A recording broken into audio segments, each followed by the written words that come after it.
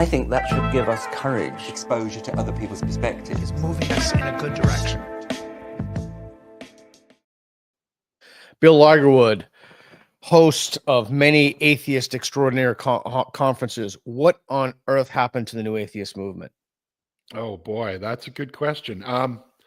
Well, what did we do? We did 7 conferences. I think you were at least 2 of them.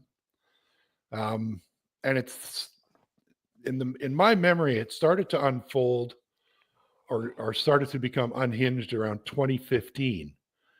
And the first thing that happened was there was this, what to me seemed incredibly insane concern about harassment, sexual harassment at conferences. So we were told we had to do a sexual harassment policy, and that if anyone at the conference during the conference violated it, we were to throw them out of the conference. So it was, and I mean, there was a guy named, I think, was it Thunderfoot? Oh yeah. Yeah. Okay. So he took exception to that, and so he got outed or ousted, I guess. So nobody could put him in a conference anymore because he said, "You can't tell me what to do in the bar after the conference," and that's what they were trying to do. So that's when it started, and then that was. Had you ever had any like sexual harassment complaints before then? Not one. No, and we surveyed everyone that had bought a ticket. We surveyed them after the conference, and we never had one, not one. And it just started to become ridiculous. And then 2015 was when we did it in Vancouver, and we had Richard Dawkins, and that was when Richard was tweeting stuff that I wish he wouldn't have, but he did. And so all of a sudden, Richard Dawkins is public enemy number 1, and I've got him in Vancouver at the conference. So these people, the beginning of the wokesters, I guess, tried to boycott the conference. It ended up being the most successful one we ever had, and I think that was largely because of Dawkins. And then that's where it really started to go nutty. And then these people were going after me. So before we get in, and then I'm not going to name any of these people's names because they're just so crazy and they're so utterly irrelevant. But Okay. there was a person who said that they wouldn't go to the conference because there are not enough black people there, right? Or speakers or something. There was a speaker that we tried to get who said that there weren't enough black speakers. Black speakers. And then there was somebody else who said that they wouldn't go if Dawkins, Shermer, myself, or Harris spoke in any of the conferences. Yeah, remember that? True. Yeah, it was starting to get crazy. Yeah, I remember I talked to Sam about that, and he's like, "Well," he basically shrugged it off. It's like, yeah. Well, the conferences for me were, because I haven't written any books. I'm not an academic per se. I'm just a regular guy, more or less. And I got the idea for the conference to start doing the conferences when we went, we went to one, and it was one of the Atheist Alliance International. They used to have a sort of an annual conference. And this one was in Burbank, and one of the guest speakers was Bill Maher. And I was just starting to get into Bill Maher back then. And so we went to that. And I thought, okay, if it sucks, we're in California, we can just go sit on a beach or something if it's really bad. We never left the hotel. I mean, it was incredible, an incredible experience. What did these people do? You started to say, and then I cut you off. I'm sorry. What did these people do to you? You said they went after you.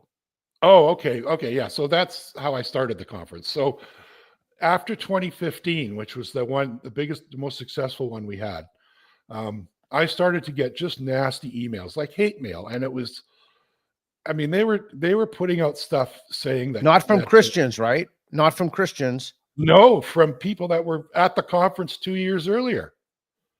Supposed atheists. What were they saying?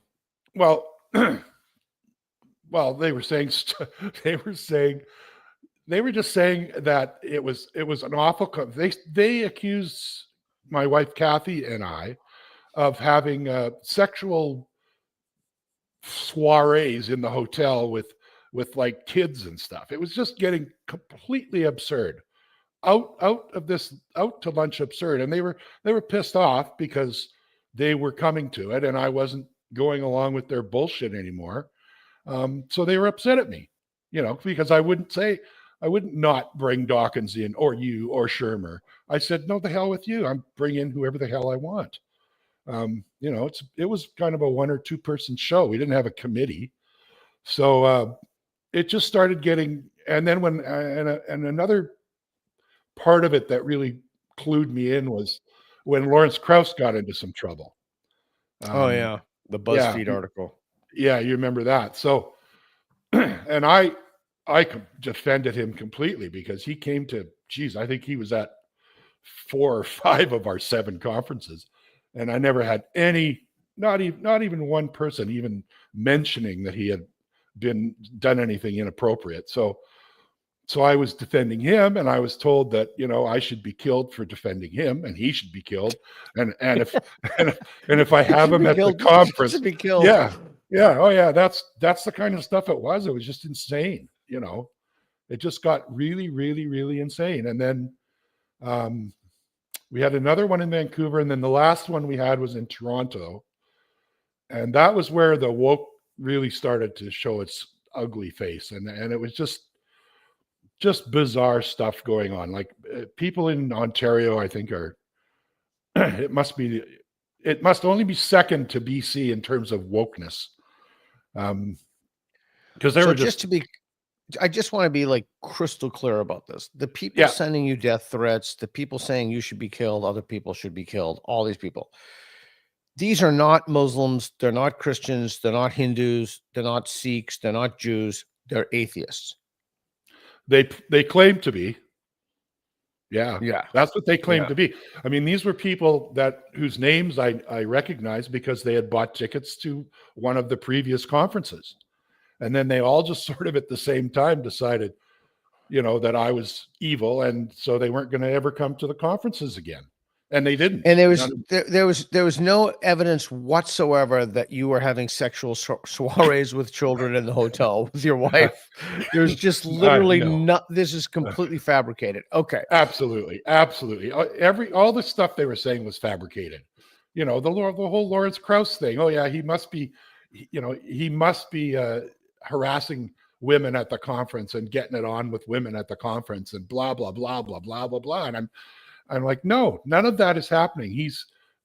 There's never been even a hint of that, but they just didn't believe me. At one of the conferences in 2016, I think they actually, this group of people in Vancouver that had decided they were going to come anyway, sent out, they kind of had like harassment police at the conference going around making sure nobody was harassing anybody.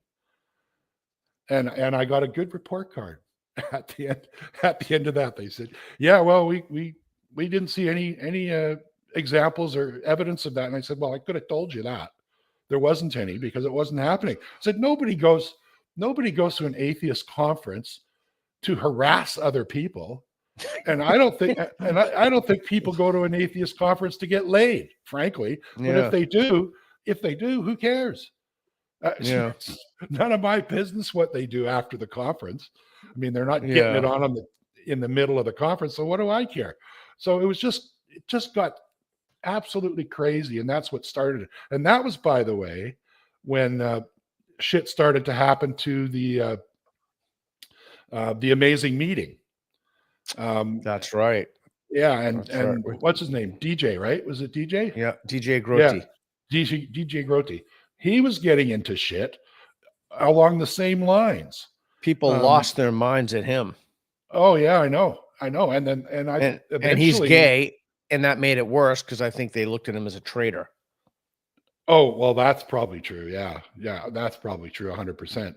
Anyway, I had him at one of the conferences actually because he supplied me with a thing to give away, like a couple of tickets to TAM to give away as a door prize, and so he came to that one conference.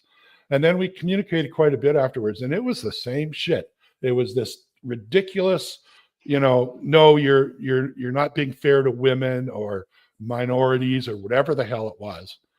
And then what was it? Shortly after that I think James Randi just said to hell with this and shut it down. Yeah, and I remember I spoke at TAM.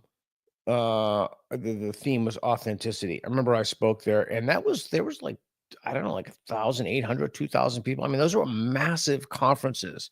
We went to one in Vegas. It was amazingly. It was That's huge. where it was. Yeah. It really was Yeah. the amazing meeting. Yeah, yeah. Yes, it was. So that folded. Everybody was accused. All these atheists were accusing skeptics, opposed skeptics, everybody else of harassment, and there was it completely. There was no there. But anyway, atheism ate itself from the inside, and that's good Pretty for them. much. I mean, if that's what they want to do, that's if and they capitulated. They bowed to a bunch of lunatics in the same way that our institutions have bowed to a bunch of lunatics, bowed to the trans movement, bowed to. I'm going to be talking to Mia Hughes pretty soon about how a small group of activists were able to. Yeah, that's my two. Thanks, Reed. I love that talk. That talk didn't get nearly as many views. That's one of my favorite talks I've ever given. Fighting the fakers. Oh, awesome. Yeah. Fighting the fakers. Yeah. Great title. Yeah, there I am looking older but somewhat young. I remember my son came. Oh, you know why I brought my son to that conference? I specifically brought my son to that conference as a prophylactic against people accusing me of anything untoward. You know, I was at the salad bar, Boghossian stuck his finger in my butt or something. Like, I brought my son everywhere I went. That kind of shit was going on. I mean, it reminded me almost of my wife and I, my first wife and I were foster parents for a while.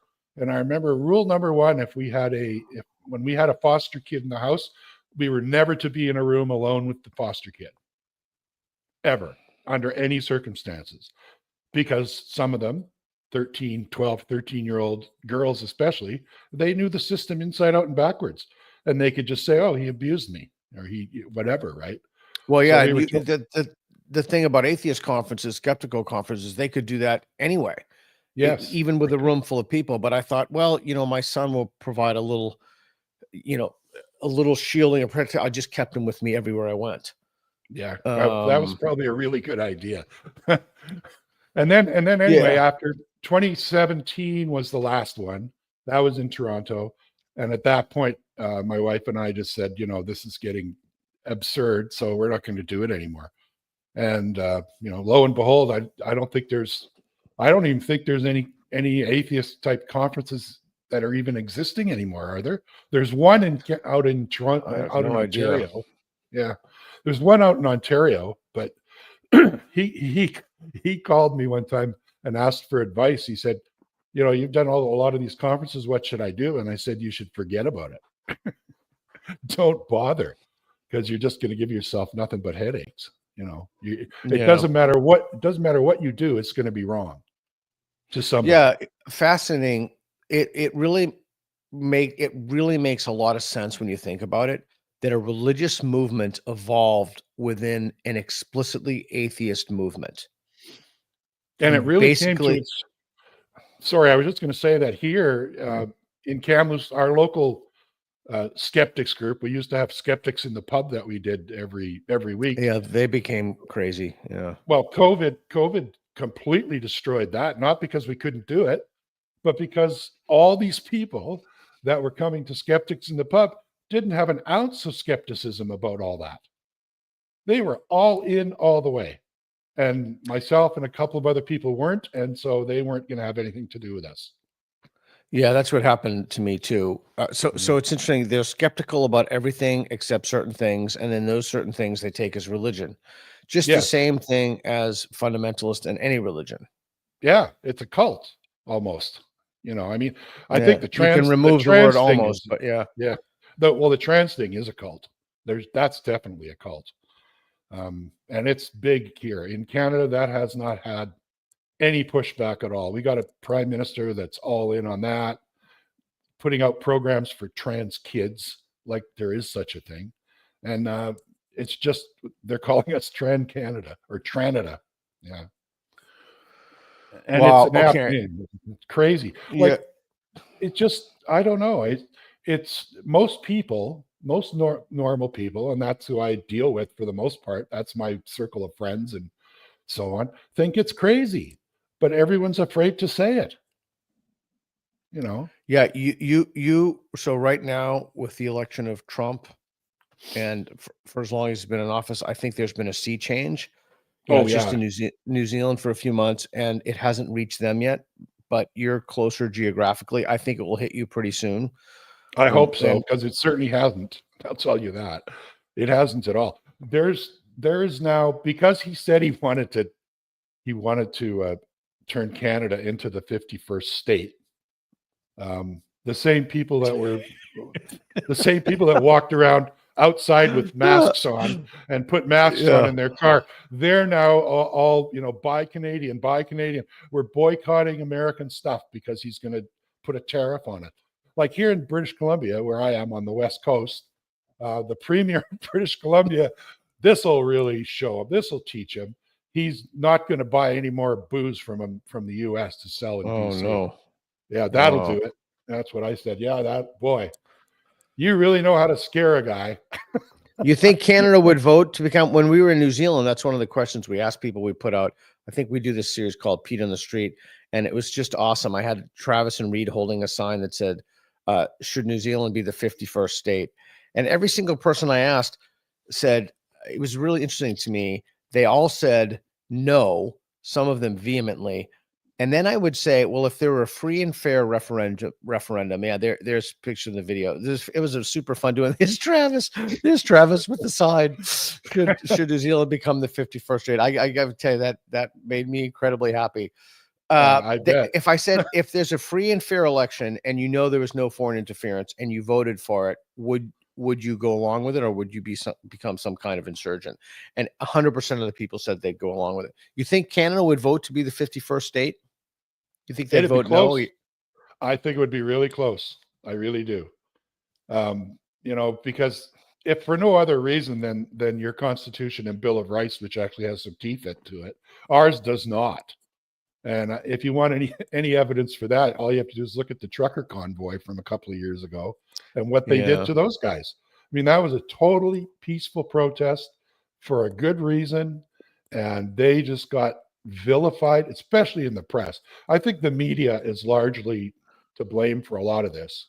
Well, I mean, Bill, for what it's worth, I would be in favor of Canada becoming the 51st state. We could have some debate whether it should be New Zealand or Canada.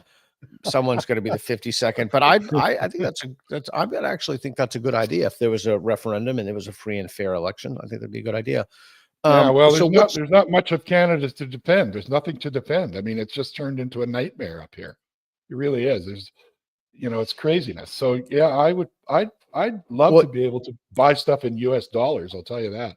Because when you buy stuff the in dollar, Canadian the dollar is super strong now. So this is interesting. So years ago, I went out to lunch with my boss, who was an atheist, and he was telling me, he was the head of an academic department, that, and I never really looked at it this way, but that many features of religions are U.S. exports to other countries. Like we export these things. And I think it's really helpful to think about it both mimetically and from the point of view of an export. The United States has basically exported this stuff to the rest of the world, and the rest of the world has bought it in, and not even the Anglosphere. I mean, even non-English speaking countries, they've just bought this stuff hook, line, and sinker. And so I do think that we have some obligation, given that we've exported this toxic, corrosive, divisive poison, to undo the damage that we've done. No, I mean, we got to be blunt about it and call it what it is. So let me ask you, what do you think of all this, Trump is talking about tariffs on Canada. What do you think about that? Well, I'm not crazy about it, but he's already given us a 30-day reprieve. I think, like with a lot of things that Trump says, I think it's just bluffing and bluster. I don't know why he would do that. A 25% tariff on imports from Canada. I mean, my God, and then of course, all of our politicians are trying to be tougher and say, well, yeah, well, we're going to show him, like the BC premier's not going to buy any wine from California. But it's just stupid shit. And Doug Ford in Ontario, Canada's not for sale, blah, blah. He decides to call an election over this issue, and then the next day Trump says, no, I was just kidding. So, which I thought was hilarious. I mean, the stuff he says and the stuff he does are two different things. And at this point, I wouldn't be crazy about it. But then again, I'm saying, well, what happened to NAFTA? What happened to the North American Free Trade Agreement? That was a big controversy when that went through. Well, can he do that? I don't know. Isn't there a free trade agreement between Canada, the US, and Mexico? As far as I know, well, I mean, one of the things he's enraged at the Mexicans now because their borders are porous and they're letting people pour through the borders. And so the moment soon after he even talked about the tariff on Mexico, the president sent troops to the border to secure the border. Yeah. So I don't blame him. I don't blame him for that. It's obviously a really bad situation with the cartels and all the rest of it, the human trafficking and everything. Yeah, I think you could end up, if you're worried about wars. You got a war against Russia. You got a war in the Middle East, which seems to have been the case almost since I can remember. Ever since I can remember, I'm 71 years old. I don't remember ever when there wasn't a war in the Middle East. There's always been a war in the Middle East. But he's more likely probably to have one on the border, I think, with the cartels. Yeah, my dad used to tell me, he said to me, not even in your lifetime will this problem be solved. I remember Carter staked his whole presidency on it. Camp David Accords that went forward. Clinton staked his own. Clinton almost got it. It came down to basically to a small area in Jerusalem, but he failed. Reagan tried. Everybody's failed to do it. I don't see any. Again, this is way outside my area of expertise, but I think in the same way Trump threatening, and I could be wrong, I'm speaking out of my area, in the same way Trump threatened tariffs on Canada, he's now talking about Gaza. I just don't think there's a there. I just think nobody's. I don't. And Netanyahu's standing right there. He's talking about Gaza. He's nodding along with a big grin. Of course, Netanyahu is the reason none of this is getting resolved. It's just awful. I don't think he's an evil man. Oh yeah, I can't comment on any. Again, it's way outside what I. Well, I don't think any Gazans are going to leave. I don't think they're going to leave voluntarily. And if he thinks they are, he's out of his mind. They're not going to do that. There's 2.5 million people aren't just going to get up and move. And not to mention Egypt and Jordan have both said, well, we're not taking them. So where the hell are they going to go? Yeah, I've always found that interesting. So much for the Ummah or the kind of grand community. All right, so let me ask you a question. Are you optimistic and hopeful about Canada? Are you optimistic and hopeful about the relationship of the U.S. with Canada? Are you optimistic and hopeful about the U.S. period? And then I want to drill down on that just a bit before I go to another topic. Okay, don't go too far because I'm old. I can only remember one thing at a time. Okay, so are you optimistic about Canada and the U.S.? Yeah, I'm optimistic about Canada because we have an election coming very soon, possibly, and I think Trudeau will be out, and I think that will that'll make a huge difference. Now, the party that's coming in, which will be the Conservative Party, I have a lot of problems with a lot of the stuff that they do. But it's not going to be Trudeau. When we get rid of Trudeau, I think things will change a lot. And I think the relationship between the new prime minister, which is going to be Pierre Poilievre, and Trump will probably be much better than the one that exists. I'm positive that's Trudeau. True. Can't be worse. Absolutely positive. I was going to say, I'm positive. Plus, Trump is if you look around the world, he's Italy, Hungary, Argentina, the Netherlands, Musk tweeting about some things in Germany and Sweden. I think if you look around the world, Trump tends to be quite friendly with countries that have conservative leaders. I can't think of an exception to that. There may be. I simply can't think of one. Yeah, I can't either. And I think our relationship will go back to the way it was, which was completely cordial. I don't know when this happened. Well, I guess it happened in the first Trump presidency, I think, is when it happened, because most of the people I know here were appalled that Trump won that election. And they just thought, oh man, this guy's nuts. This is crazy. What's going to happen? And the same people probably would have cheered this time because the Democrats made such a mess that, what are you going to do, right? You don't have, I think the problem is that the choices are just terrible. I mean, you don't have a good choice. You don't have any real choice. It's like George Carlin used to say, yeah, they make you think you got choice, but the only choice you got is paper or plastic. Yeah. When you're at the grocery store. Excuse me, Bill. Reed, is your mic on? I'm hearing clicking. Oh, Reed, Bill, keep your mic off your zipper. It's I'm sorry. It keeps clicking, and I thought it was Reed. I got it. Of course, no, I blame Reed for literally everything that goes wrong, even if there's no possible way it could be. It's good for him. It keeps him on his toes. He's constantly on his toes. Then, yeah, that was me. Sorry, I let it slip. Yeah, it's okay. Do you think that there's a future of atheism, or is it just completely toast, or have atheism largely won the battle, or like where do you see this? What do you think? Question. I only ask the good questions, Bill. This is why you're on Conversations. This is you're on the big league, Bill. Yeah, I know. It's my first time. I'm a virgin podcast guest. Anyway, well, I'm not changing I haven't changed my view. Nobody that I know that's an atheist has changed their view of that subject. They've definitely changed their view on, or have become much less skeptical about other stuff. But I think, whether there's going to be a movement like there was, I don't know. I just don't know whether that's ever going to come back. I wish it would, in a way, because there's lots of people out there that would like to have something else but religion shoved down their throats. But Islam is on the rise in Canada, if memory serves me correctly. Isn't that the case?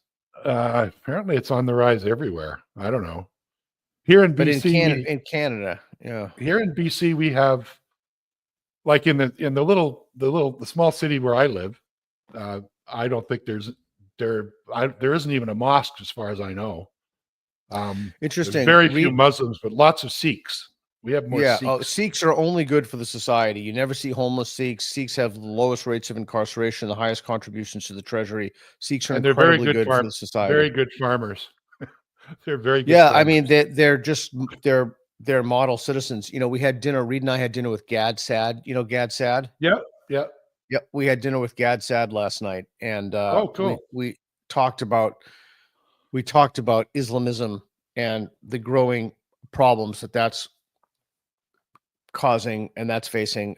And he was talking about his institution that I will not name and some of the issues surrounding that with I don't like the term anti-Semitism. I strongly prefer Jew hatred. Some issues that were evolving with Jew hatred, which is just horrific. It's totally terrifying to me. Totally terrifying. Well, I think it's Israel hatred, frankly.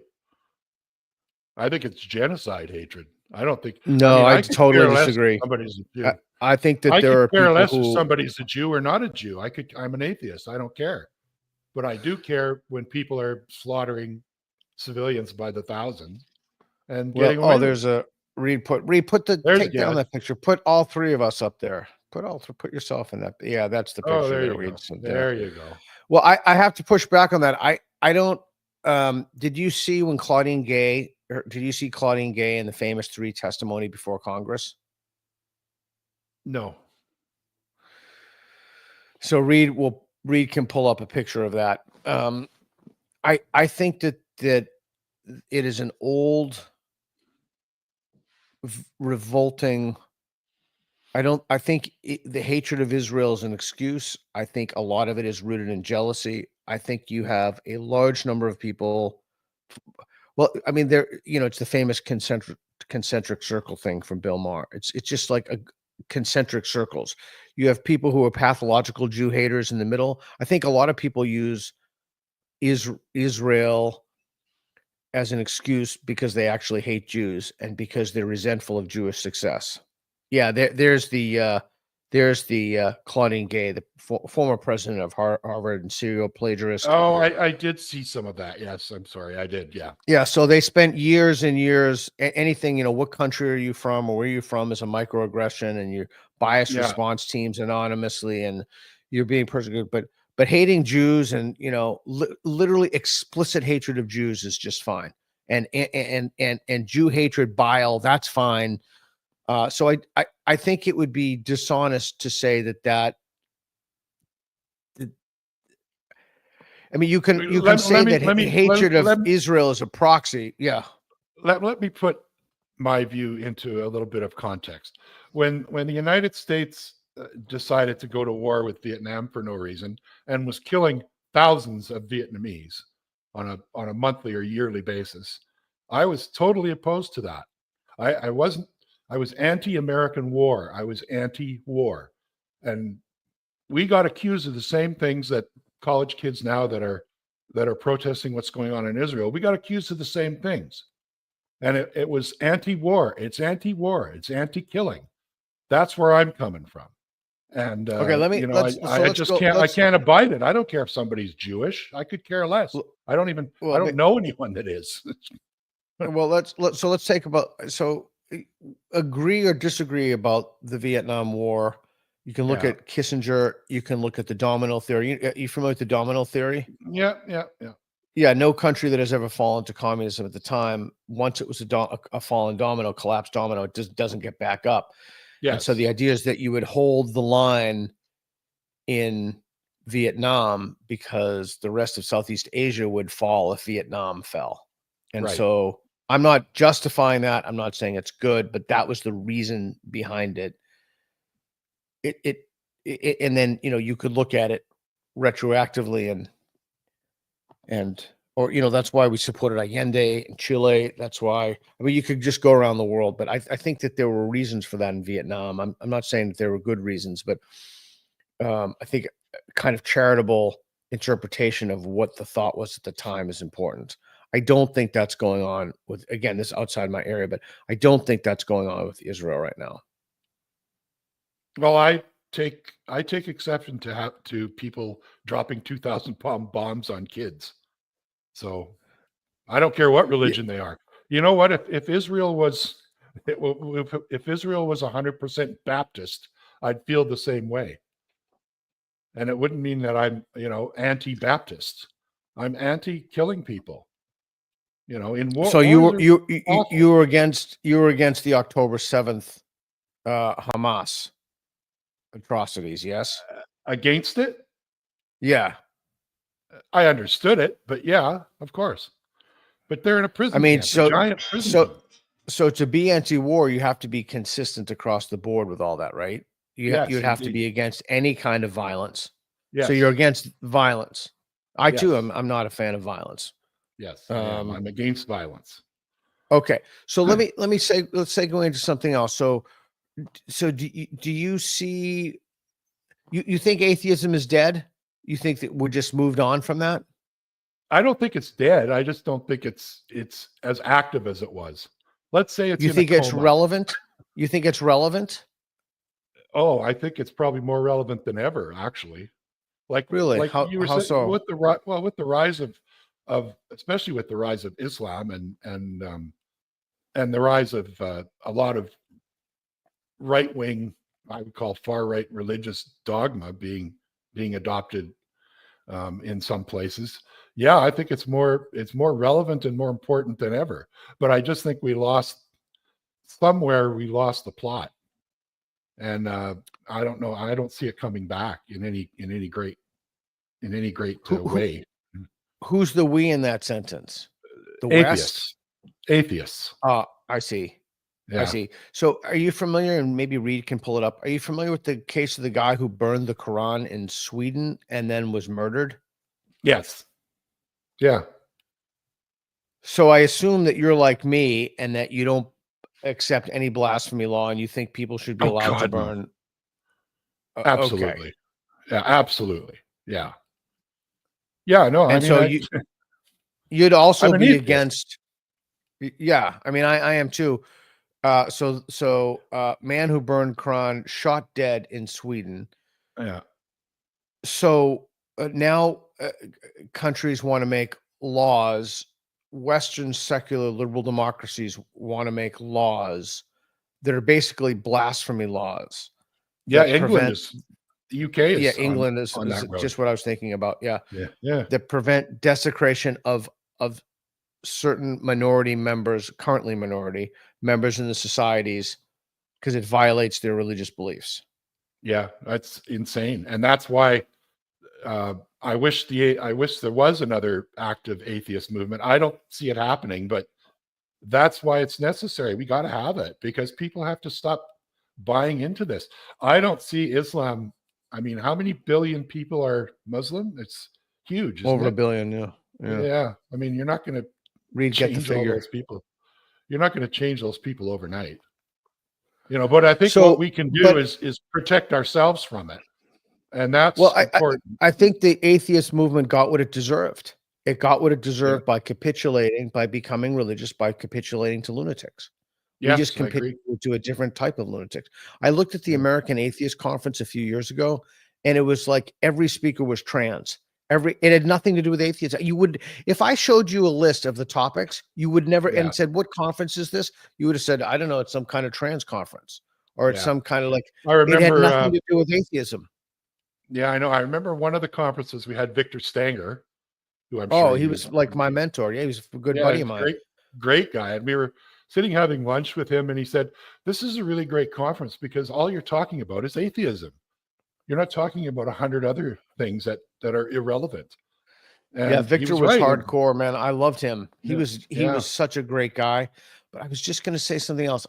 I lost the train of thought. Oh, sorry.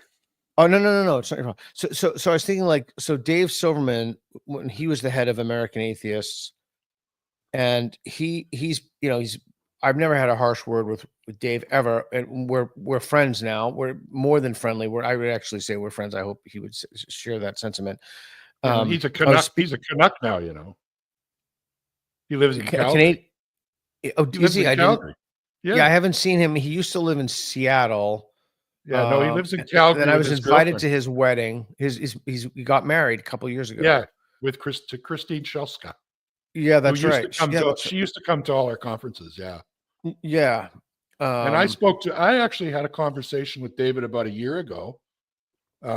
Just kind of because I saw some posts of his about kind of reigniting the movement, so to speak. Yeah. So I had a pretty long phone conversation with him about that. And he's of the view that it can be brought back and that it has to be brought back. But yeah, I think it's. I remember I went to one of Dave's lectures a while ago. It was at a huge lecture hall, and Dave is just. I mean, he's just fearless. He puts in like not telling anybody. He put in a picture of the Muslim prophet Muhammad, and I immediately shrunk down in my chair and began looking around like, holy shit, what's he doing? Like I was just like, oh my god, dude. No, but it's just so interesting to me. It's a movement that got what it deserved. Like if you had asked me years ago, and Russell Blackford. So two things. I'm on the board of Atheists for Liberty, which is much less of an atheist movement and much more of a liberty movement. And there are Christians and there are Dave's on that. There's Atheists for Liberty. Thomas Sheedy runs it. I think Shermer's on the board. I can't remember. Reed Filippo's on the board. Colin Wright is on the board. There's Dave Silverman. Who else is on the board? Yeah, Russell Blackford is on the board. Oh yeah, I'm advisor. Advisor. Who's that guy on the left? Oh, that's you. Oh yeah, that's me. An old picture. I should update it. Anyway, Yasmin Mohammed, James Lindsay's Pinker, Gad Sad. Yeah, so it's you got everybody. Shermer. You got it's the only and again it's a wonderful organization. It's basically pro-liberty organization. You can believe what you believe, just don't enforce it on me. The same thing any kind of secular organization would have. Oh, what? You just reminded me of seeing a picture of James Lindsay there. Oh yeah. The other thing I got in trouble for was when you got in trouble and I was defending you. When you guys got in trouble when you put out all those those absurd research papers that all got accepted. Oh yeah, they will see the usual suspects. I'm sure are outraged, and they're outraged at you God. because. Oh yeah, you can't. Oh my God, it's so dishonest for them to do that, and blah blah blah blah blah. And I Fuck said, you. That's what I have to say to them. Don't you have any idea what they were doing? Like, how stupid are you? Like, my God. Oh, I know. Anyway, that just reminded me of that. Instead of just having a modicum of honesty and saying, geez, maybe there's a problem here. Maybe we should be a little more circumspect, or maybe we should think about things. No, it's an epidemic of dog rape. Oh, I thought the whole thing was... I thought that was hilarious. And every time I see you in an interview, I'm always hoping you're going to talk about that, because some of the papers were so insane. I mean, I don't think I've heard of all of them, but the dog park one was the best. That was the best. I know, that's the thing that got us caught. Yeah, that's the thing that got us caught. The dog parks are petri dishes for canine rape culture. Yeah, I don't talking about. I talked about it to death. I'm kind of over it. But okay. so let me ask you. Let me ask you a question. Sure. I have heard my very, very dear friend Faisal Amutar has told me that atheism is rising in the Middle East, but there's no accurate way to assess it, because in many countries the punishment for apostasy is death. And you've probably seen, Reed can pull it up, the pictures of people reading the God Delusion at Mecca. I don't know if you've seen that. I haven't. No. Oh, it's people take the pictures of themselves reading the God Delusion at Mecca. It's mind-blowing. That's pretty risky. I would think. You think? Wow. You think? Holy mackerel. Yeah. So again, I remember what I started to say. So if you had asked me years ago, is atheism a religion? I would have said that's insane. How could atheism be a religion? But people take atheism as a religion. Yes. Like, I remember having that argument all the time too. Oh, you're just another religion, and I would just say, well, I don't know how you could possibly think that. It's not. It's anti-religion is what it is. But you're right. Now, what happens? We just start winning that argument, and all the atheists become religious. Yeah, it's fascinating, isn't it? There must be something. There must be something. Atheist. That's pretty good. Oh my God. Yeah. There must be something in the human condition that there's just this impulse toward religiosity. Yeah, well, that's what I've heard quite a few people say that on different podcasts, including on yours, I think, that have made that point. Maybe this is something the human beings need to believe in. The substitution hypothesis. There's a great meme. Maybe we can pull it up. There's a great meme of like atheism with the buses. That bus meme, Reed. There are these two buses, and then one bus is atheism, and the other one is pregnant men, and the atheism bus is hitting the pregnant men, and it like goes off the track. So there it is. Okay. Blow it up. What's the thing at the top say? The less religion, the more people become. Yeah, the less religion, the more people become more intelligent. Science and technology continue to improve society. So there's the bus going on the track, and then pregnant men come and derail the whole bus. And that to me really is the atheist movement. And I forgot that I said this to Melissa Chen. Yeah, that's pretty good. I think it's right on too. I forgot that I said this to Melissa Chen, but I said it is better for people to believe that a man walked on water than it is to believe that all men can become pregnant. I remember watching a Senate hearing. I think it was who's the guy Senator Harker, and he was asking this woman of color, this African American woman who's a teacher, if men could become pregnant, and she said some men can. But some men. That's right. I messed it up. But your question is your question is very transphobic, Senator Harker, and some men can become pregnant, and trans women are women. And it's just like, so that's why we can't control ourselves. I'm thinking about this idea of Trump wanting to sunset the Department of Education.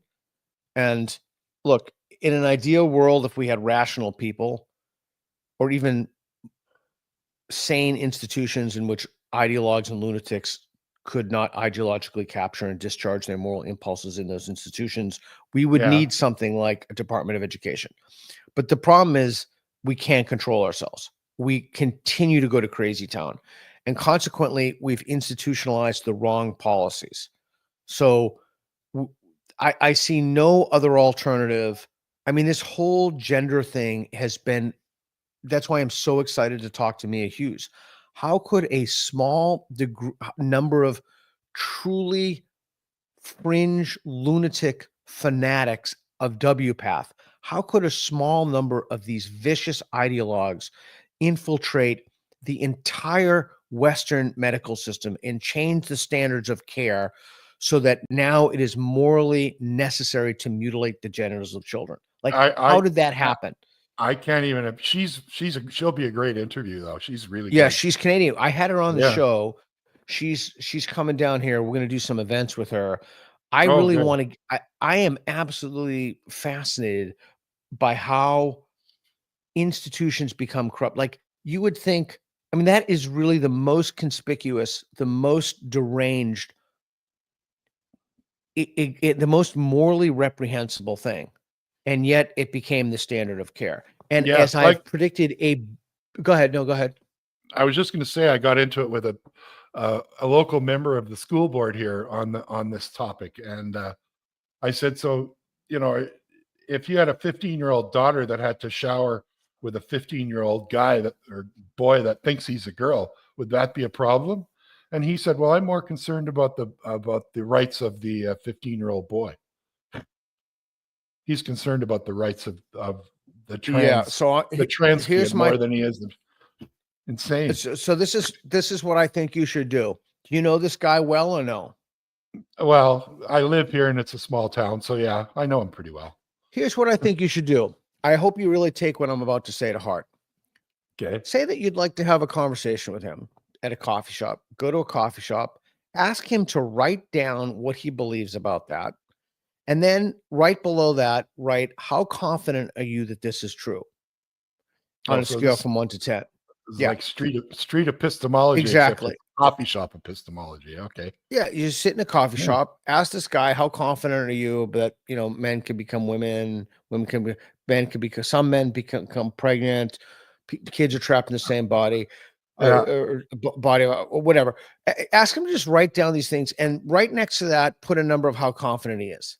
Yeah. Okay. And then, so he'll give you 4 or 5 things. He'll put extremely high numbers, maybe even 10, some 10s. And then I think you should revisit it in 2 or 3 years after the spell is broken. Yeah. And I think you can say, okay, so you're wrong about this.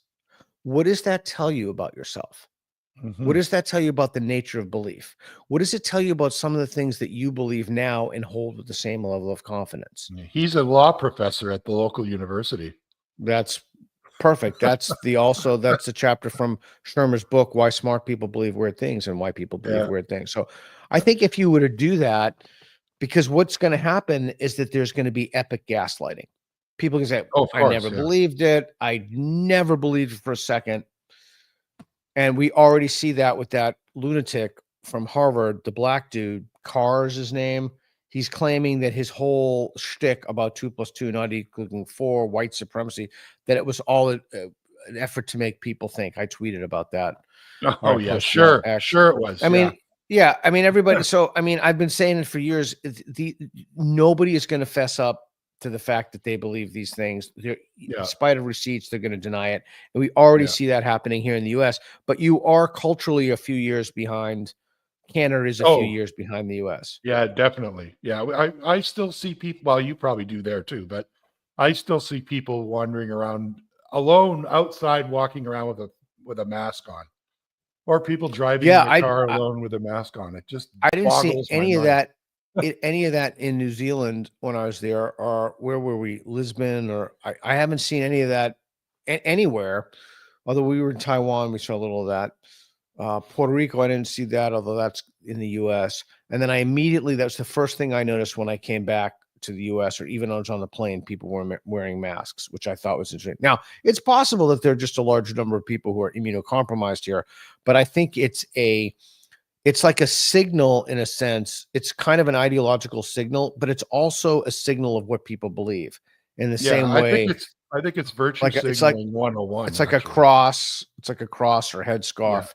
Yeah. It's like all the people here that started waving Canadian flags when we thought we were going to get tariffed. It's just, and we're not going to buy American booze. It's just virtue signaling. It's the same thing.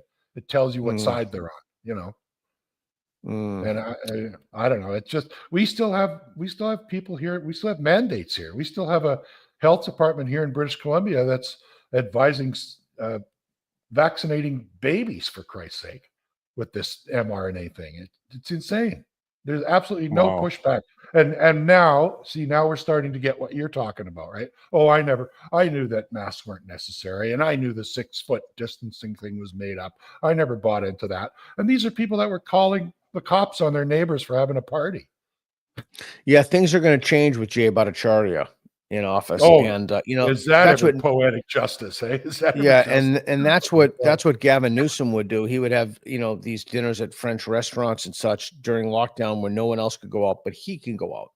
Yeah. So I mean, it's just slimy. It's just hypocrisy. It's just this kind of oligarchy. It's just disgusting to me. It's just the Jay Bhattacharya thing.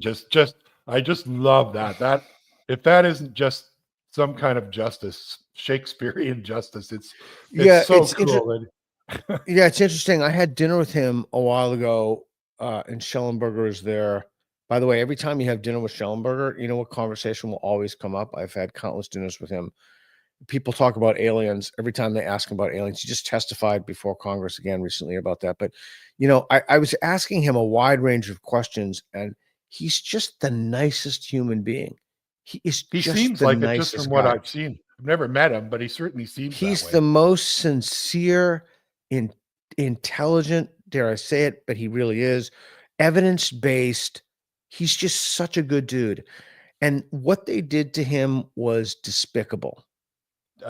He was telling me about his life on campus.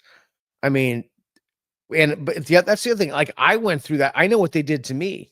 All the pictures everywhere.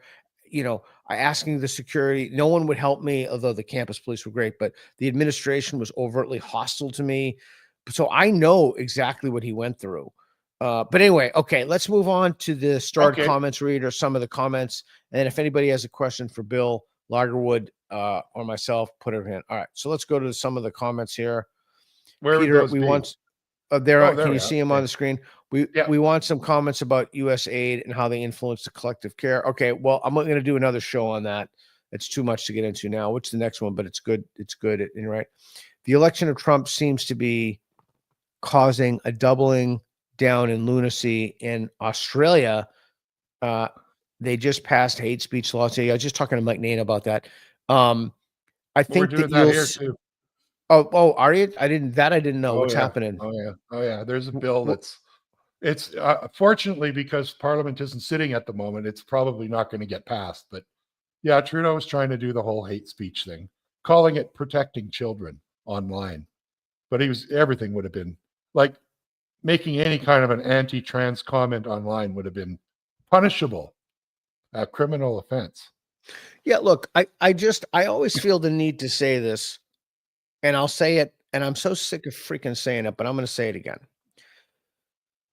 Not that the people won't clip out what they want to clip out of this interview. I am completely for people, once they're at the age of 18, to do anything you want with another consenting adult. I agree. Yeah, if you're 18 and you want to chop off your junk, nobody, I'm certainly not going to stop you, and we certainly shouldn't post police at people's doors to make sure they don't self-harm or chop off their own junk. But my this is crazy that I even have to say it, but I was just chop off their own junk. I mean, I was just on a boat with a trans person, and this person was a lovely person. They were telling me about the surgery they had, and this person was maybe, I don't know, 50, maybe. I don't know, it's hard to say, but hey, you live your best life, man. No one's stopping you. You live your best life, whatever one makes you happy. If it makes you happy to have sex with dudes or Anybody over 18, you just do your own thing. Yeah, no, I'm with you. It's just when they start going after kids, I have a problem. That's the problem. That's my problem. That's been my problem from day one with this whole thing. Yeah, that's and the women's sports thing too. That's a but the trans thing. There's something particularly ghastly about the permanent damage done to children. Yeah, I call them ghouls when I. Yeah, they're ghouls. Yeah, if you were to triage that would be. And there's a great tweet that just came out with a woman read. See if you can find it. A woman who's talking and she's saying like my daughter is trans. My daughter's friends are trans. My sister's trans. Like all these people are trans. And she basically lives in a world that she's created and she doesn't even see it. Like it's so obviously a contagion. It's so obvious that she is the center of this and, wanting to be supportive, as if there's some kind of arbitrary assignment of sex characteristics and sexual identification. It's insane. All right, yeah, here it is. Here it is. Listen to this. Can you play it, Reed? Friend's kid is trans, and my kid's best friend is trans. My wife and I, our lives are filled with the most amazing, beautiful, brave, trans people, young and old, but especially young. Okay, and Reed, blow that up. Oh Nixon, who ran on what's that show? Is it Sex and the City? Whatever that show is. Her daughter is trans. Her sister's daughter is trans. Her best friend's kid is trans. Her kid's best friend is trans. Okay, what is the likelihood?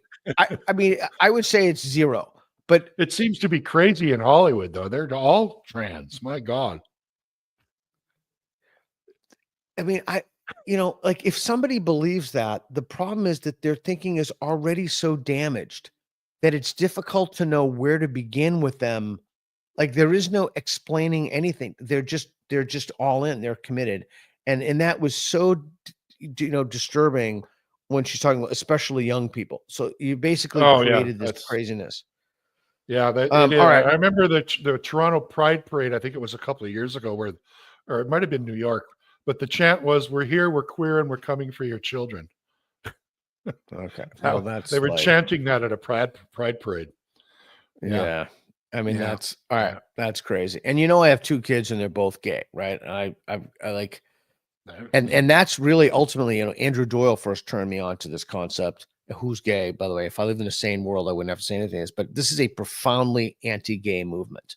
This is a movement, absolutely homophobic. That tells gay people, gay children, and many of whom are autistic, that they're not really gay. They're just born in the wrong body. Okay, so let's call it for what it is. All right, Reed, let's pull up some of these comments here. I have trouble reading that, but feels like okay, you go ahead. You read it. No, you read it. You read it. Your voice. It feels like healthy. It feels like healthy secularism requires better education and probably more philosophical education too. People need the tools to address the questions that religion claims to be the answer to. Yeah, or at the very least, at the very least, people need alternatives among different possibilities, so they have tools and they can say, oh, well, let's see. Here's, Dennett, the late Dan Dennett used to say that about the need for teaching comparative religions in schools. I told him I disagree with that. We had I think it was at come to think about it, I think it was at Imagine No Religion. We had a long talk. You guys were at the same one. Yeah, that was it would have been 2013, I think. Yeah. He was a great guy. His passing was hard. He was just so supportive of my work. He wrote me letters of recommendation when I he was a really good guy. Yeah, he was a super good guy. All right, Reed, put the next one up. In a recent poll, 90% of Canadians were opposed to Canada becoming the 51st state. Well, then we have 9% enlightened people. I don't know what to say. I don't know what to say about that. I find that I'd like to see the poll. I was thinking that, The first thing that came to my mind was to make a joke about it. But I think it would be fascinating to subject that to a referendum. I don't even know if Americans would want it. I don't know. I mean, I kind of think of Canada as like US light or something. I don't know.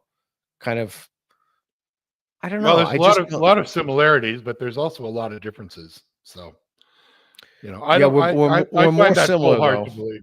I find it Yeah, hard to believe, except in the current media hysteria over Trump. That's getting pumped into people's heads every day. U.S. yeah, bad, Trump bad. that's going to end because he's cutting the funding to these organizations that are explicitly they're organs of the Democratic Party. All right, Yeah. Reed, next one. The problem with the term trans is that it refers to a lot of different people with different experiences. That's certainly true. An AGP and a teenage girl with body dysmorphia have very little in common. Yep. There's Well, that's no true. argument. There's no argument there. And again, I've said for the record, if you're a guy and you want to wear a dress, man, you live your best life. Or even if you're a kid and you want to wear a dress, my problem is with the hormone blockers, it's the surgery, it's just the medical interventions. You want to wear a kilt, nobody's stopping you. All right, next one, Reed. Or no one should stop you at any rate. No, well, you're talking to a Scot. You're talking to Born a in Scot the here. there you go. Born in the wrong body is explicitly religious. Yeah, Dawkins calls it the gendered soul. It is religious. It's what we were talking about. It's just what we were Correct. talking about. Yeah. That's it's exactly correct. Yeah. Do you think there are things you're not skeptical enough about?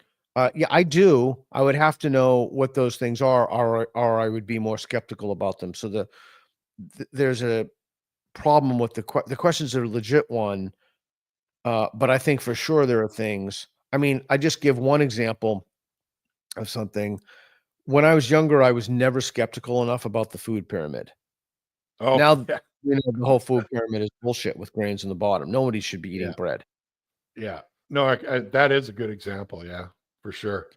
So yeah, but I just don't know what I should be more skeptical about. And that, by the way, is the problem. Well, you should be skeptical about USAID. I'm trying to be skeptical about everything, try to formulate my beliefs on the basis of evidence. And that really is truth to the best of my ability. I mean, I'm fallible, obviously. But the problem is,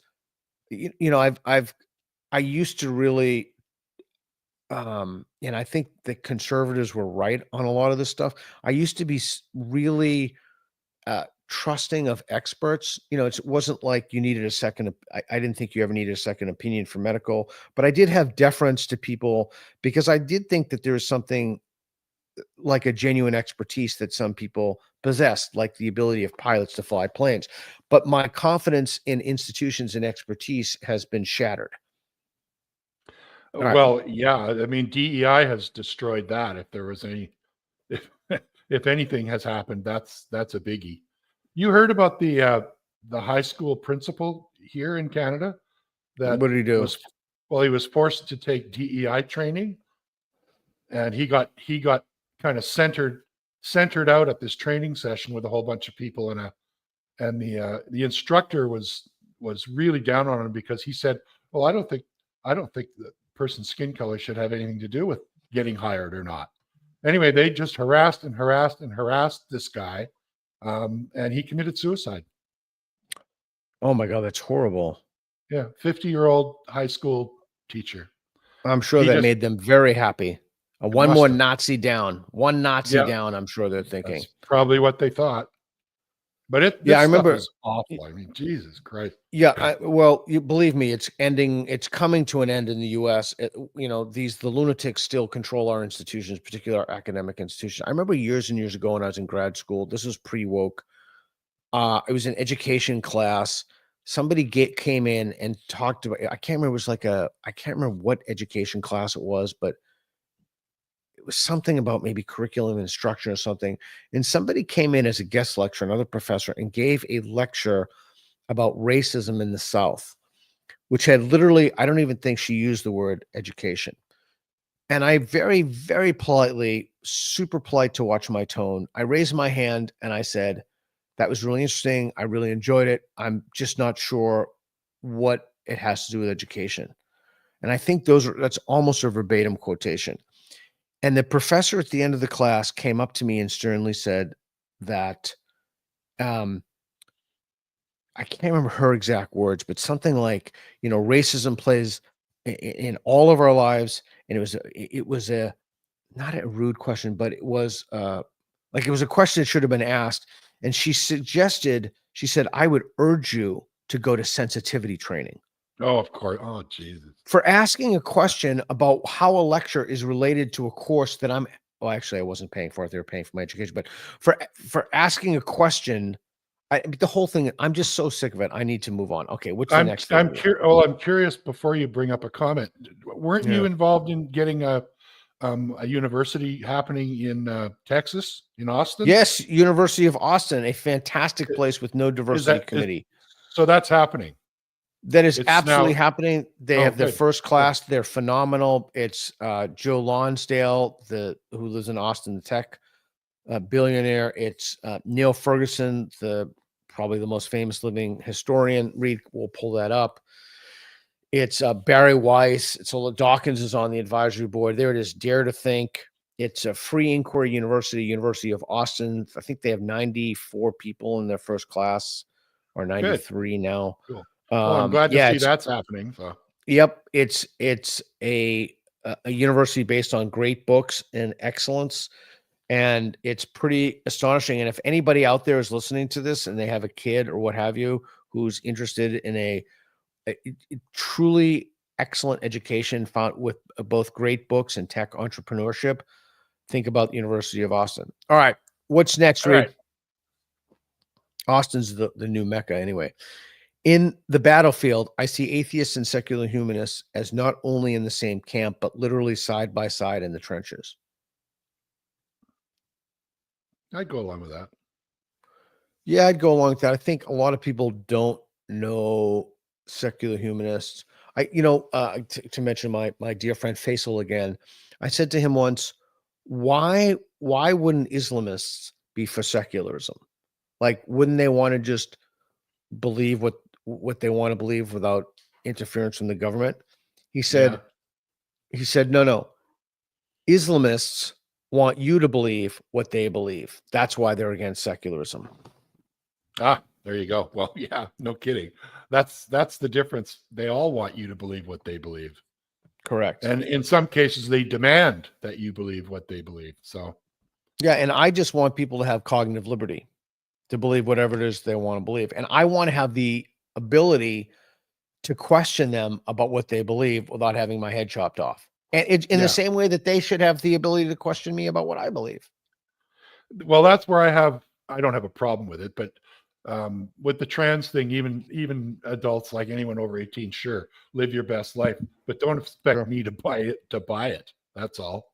Don't expect me to believe it. Yeah, I mean, when I was just on this boat ride I told you about with a trans person, when there are other people there, I use this person as she as the pronouns. I mean, I have no problem with that at all. I don't think that, but again, the death of nuance, people can't make these differentiations. Yes, you're doing it out of politeness and respect and cordiality, but that doesn't mean that I want this individual, this trans woman. Again, it was different because she was older. See, even there I use she. Like, people can't make these differentiations between sport, changing rooms, rape crisis centers. It's a shame. All right, Reed, what's next? We good? All right, Bill, we good. Anything else on your mind or thing you want to talk about or thing you want to think about before we close? Well, just thanks for having me on. Like I said, this is my virgin podcast. Your first podcast ever. You did a great job, man. It was fun for having you. Well, that was fun, and I really enjoyed it. I'm honored that you asked me, and thank you so much. My pleasure. You've made an old guy's day. Oh, thanks. Well, you and Kathy put on some fabulous conferences, in spite of the fact that there were no like molestation off seminars. Yeah, we didn't have any wild orgies. Yeah, I know. Yeah, well, you can't have everything. I regret that. Yeah, it was. It was a great conference, and maybe Reed, we could post a link to the authenticity talk to the to my talk that I gave it. Imagine I was at least two of them. You were at least two of them. Yeah, one of the best ones. One of the best ones was the last one in Toronto, where Seth did his "How Religion Made Me Say Stupid Things." Oh, interesting. No, I haven't seen that. Oh God, it's hilarious. I don't think any of those people talk to me anymore. Oh, I think not none of them well. literally, Same, which is funny. same with me. Now that I mention it, yeah, same. Yeah, same which with is me. funny because we used to be, I certainly wouldn't say tight, but we used to at least be, we used to be cordial to each other, civil. But now they don't talk to me, Like which I is a said here, shame. even in our local circle here, there's two or Yeah. three of us that still talk to each other, and the rest just don't want anything. And to I do want to with it. be completely clear with you about something, Bill. What? It's not that I don't talk to them, it's that they stop talking to me. Mhm. And that's a fundamental difference. And I would say something similar. I didn't leave the left left me. Yep, Dave Rubin's been saying that for years. Because I get that all the time. Well, when did you leave the left? And I went, I never did. I just think it's not the left anymore. Yeah, And it's gone off to Crazyville. And you know, Oh I was my telling God. Reed I was telling Reed the other day, the thing that's really a bummer about that, like all these gleeful Republicans, they're so gleeful because the left is largely deranged right now, particularly the Democrats, but Yeah. they shouldn't be. They should be bummed about that because we need a vibrant, at least two-party system in this country. We need a system of checks and balances, not only within the government, but within the populace, within the polity. We need a kind of healthy debate about policy issues where the best arguments win. And I think that helps both sides shape their arguments. Unfortunately, and maybe that'll come back now. Maybe you'll get that back. I hope so. I hope so. Yeah. Unfortunately, we have a large swath of the population, and certainly the elites, the Democratic elites, who are completely insane. So here's the other thing that's interesting to me. If you actually think somebody's Hitler, if you genuinely believe that Trump is Hitler, Oprah Winfrey charges $1 million to go to a Harris rally. Yeah. Why aren't people protesting en masse the next day in the street if they think someone's Hitler? There were like no protests against no major protests as far as if you actually believe that someone is Hitler, which is the very same thing that you've been saying for years, accusing everybody of being Nazis. Wouldn't you be up in arms in mass in the streets for just no? So it shows me that there's a level not only of the demented and deranged, but the insincere, which is in a sense even worse. Because in that sense that you knew what you were doing and you lied about it. You didn't actually believe he was Hitler. You wouldn't have charged $1 million for a speaking fee. You'd be protesting in the streets. You'd be so you didn't believe any of that. So you're a liar. And all this accusations, all these aspersions, sexual aspersions, like all this stuff is part of some collective mental disorder. Well, and it was enough for at least two individuals to try and take him out. Yes, stochastic terrorism, we call it. Yeah. Yeah. I mean, if you actually think this guy's Hitler and you're a little bit deranged, why wouldn't you take him out? Yeah, that's the other thing that I always thought about the punching Nazi thing. Like if you really believe, I can't see that, Reed. It's too small on the screen. Oh, if you truly believe that someone was a Nazi, like actually like throwing the ovens on the next stage, why on earth would you just be punching them and not shooting them? Yeah. Like if you believe that there was an eminent, unless you mean something totally different by Nazi, like in the video series we put out, I claim that some people believe that they don't even know the world ended in 1945 or Hitler was born on April 20 or any of it. They don't even know, like he went into Poland. They don't know they don't know any of this stuff. They don't know the Nazi Party, the National Socialists. They know nothing. They don't know Goebbels, Himmler, literally nothing. And they just think in their brains like Nazi, bad person, Nazi, bad person, Nazi, it's a generic insult. That's all. Yeah. And that's so demeaning to the people who suffered under the hands of the Nazis. Like, it's pretty demeaning that term to the rest of us too. Like, but yeah, you're right. That term has to have meaning because it makes it meaningless. It makes it meaningless, right? Yeah, yeah. The whole thing the is more just you're throwing that at, like I've had that thrown at me. You've probably had it thrown at you. Oh God, daily.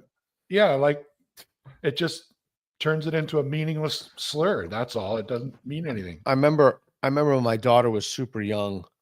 I can't remember how she learned of it, but people were calling me a Nazi. And my daughter's adopted from China. We got her as a waiting child, a disabled child. And I say that for the context of this conversation, and she came to me about me being a Nazi, and it was pretty intense for me. It's like, here's my daughter who's of a different race. She reads online that I'm a Nazi. First of all, I'm not even of Germanic origin. Not that would have anything to do with it, because yeah, that's irrelevant, really. yeah, I mean, it was just it just really made me sad. And I think knowing that they would be happy that my daughter, this potential trauma for my daughter and damage to my relationship with my daughter, because that's the kind of people they are. That's the kind of people we're dealing with. That's who they are. Look what they threw at the trucker protest. They were Nazis, white supremacists, homophobic, transphobic, every name in the book they threw at those guys. And none of them were any of that. Well, that's the kind of people we're just dealing with, that kind of people. So we need to know that. So that's why, like the 50-year-old guy who committed suicide, too bad I didn't have 5 minutes with them. I would be like, listen, dude, these people are fucking deranged. They have nothing of substance to contribute. They have a collective mental disorder. You shouldn't give any word they say any countenance. Nothing. Zero. They're totally worthless. They get to go to the kiddie table and play with Play-Doh. Yeah. Well, it is too bad that there wasn't anyone like that around him, I guess. I assume he was. And I just see it happen to people over and over again. They're like, oh my God, these people hate me. I mean, like, so what? Would you care if a bunch of, like, literally, crazy Jew hating, I don't even know, like, they mean nothing. They literally mean nothing. They have no moral authority whatsoever. Yeah. But there are people that are easily, what can I say? They just take it too seriously, I guess. I don't. You don't. I mean, it doesn't bother me anymore. It did at one time, I have to say, but not to the point where I would have ever changed what I was doing. Like, I didn't stop doing atheist conferences because they said I was having orgies in the hotel. Yeah. Well, that's the other thing. That's what happens when you don't engage in dialogue. Like, if you honestly believe that someone was doing the bad thing, you'd say, hey, I want to talk to you about this. And I mean, again, people have heard me say it, and I'm just not going to go into it, but I can't get identitarians on the show. I will say that I was wrong about something. I thought now that Trump's in office, that more of these people would want to come out because they're now losing the culture war. And I thought that but they've done so much damage to themselves because they have a complete inability to have a conversation across a political or moral divide, because they have not done it for so long that their thinking is sclerotic now. And so consequently, they've lost the tool that enables them to have those conversations. But if you honestly believe that someone was doing something wrong, you'd want to have conversations with them. That's why I said, like, all those guys, they don't talk to me. They told me I was on the wrong side of history. I mean, people, I've been in these guys' homes. They told me I was a transphobe, a Nazi. I mean, and you know what? They're going to claim I can telling you, Bill, I'm telling you, they're going to claim I never believed any of it. Of course they are. Yeah. Of course they are. Really. So I have all these texts from you saying that I'm on the wrong side of history. I'm a Nazi, literal Nazi, and I'm a transphobe. And you never believe, you were just joking. Like that guy, 2 + 2 does not equal 4. He's now like, I was saying that to make people think. Really? Yeah, right. Yeah. It's worse. It's worse than that they were under a spell. They're insincere people. They're liars. You cannot be a friend. Aristotle writes about this. The highest form of friendship is a friendship of virtue. Like, if those people had said, listen, I was harboring some fucked up mental delusion of, like, I was under some kind of a spell. I'm sorry. I'm so sorry. I hurt your feelings, or I wronged you. I made a mistake. I'm so sorry. I will do everything in my power not to. Okay. You can have a conversation and perhaps resume a friendship with them. But if they say, I never believed in any way, or if they lied, if somebody is insincere, you cannot be friends with them. It is not possible. Well, you can't be truly friends. No. Yeah, right. So, I lost a lot of what I thought were friends through this whole thing. Well, through the COVID thing, mainly, I have to say. But just mind-boggling to me. And they still won't won't talk to me, even though most of what I thought turned out to be true. That doesn't matter. They don't care. No, They don't truth care is that- irrelevant. Yeah. Right. Yeah. Anyway. All right. Well, Bill, keep your recording, keep everything on. I'll talk to you after the show. I'd like to thank everybody for commenting. Thank you, Bill, for coming on, putting you and Kathy tell Kathy I said hello, and tell your brother I said hello. I for will. putting on those conferences. We very much appreciate it. Thanks everybody for listening. And as always, thanks for Reed for coming on and doing what he does. And we'll see you next time. Thanks, Bill. Thank you. Thanks for having me on. Right on, man. Thanks for watching. Be sure to subscribe and hit the notification bell. This falls under the umbrella of my nonprofit, National Progress Alliance. Your generous donations keep us going and help fuel content like this. We truly appreciate your support. Thanks again, and we'll see you in the next one.